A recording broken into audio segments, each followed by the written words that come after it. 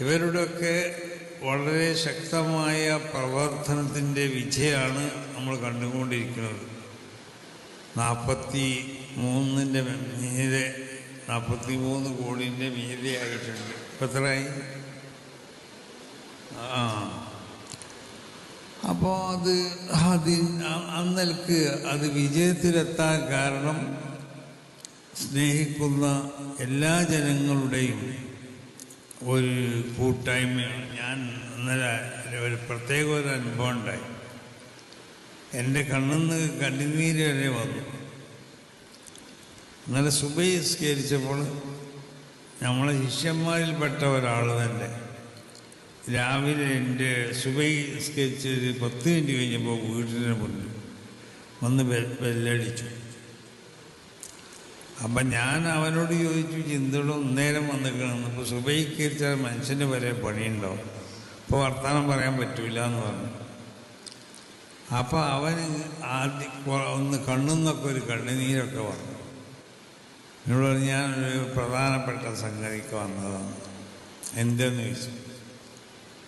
അപ്പോൾ അവൻ്റെ ഭാര്യൻ്റെ പണ്ടം മുഴുവനും അവൻ അത് എടുത്തു വിറ്റ് ഉപയോഗിച്ചിട്ടുണ്ട്.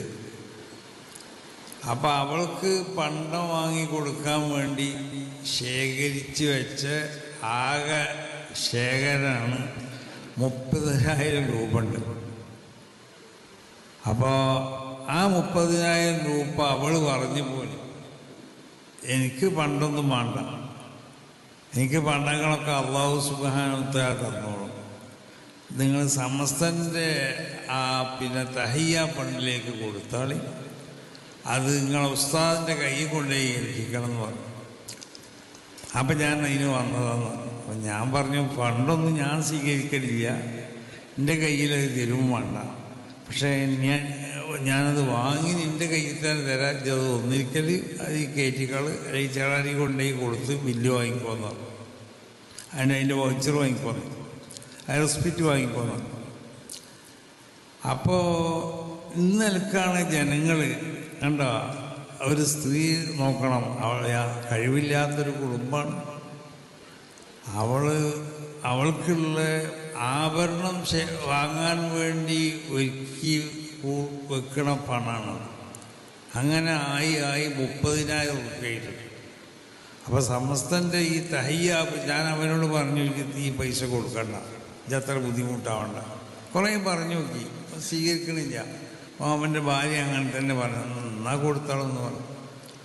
അപ്പോൾ ഈ നിലക്കാണ് ഓരോരുത്തരും അവരെ സ്വന്തമായ കാര്യങ്ങളെക്കാൾ സമസ്ത കേരള ജമിയത്തുൽ ഉലമയുടെ ഈ തഹിയ്യ ഫണ്ട് വിജയിപ്പിക്കണമെന്നും ആ പദ്ധതികളൊക്കെ ഇവിടെ പൂർണ്ണമായി കൊണ്ട് നടപ്പിൽ വരണം എന്നുള്ള വളരെ ശക്തമായ ആഗ്രഹമാണ് ഓരോരുത്തർക്കുള്ളത്.